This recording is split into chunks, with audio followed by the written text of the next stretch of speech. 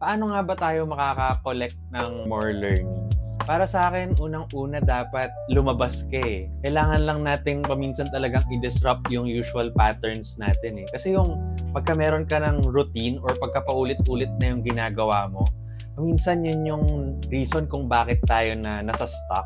Yung mga bagay na bago nating sinusubukan, makakatulong to para magkaroon tayo ng iba't ibang klaseng experiences.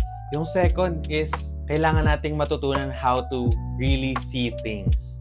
Magkaiba kasi yung seeing versus looking. Pagka tinitignan mo talaga yung isang bagay, ino-observe mo yung details niya eh. Na-observe mo yung texture ng leaf or yung architecture ng isang building. Dahil dito, mas na-appreciate natin yung story behind each thing. Yung ganitong level of observation, mas naaalala natin yung mga nakikita natin eh.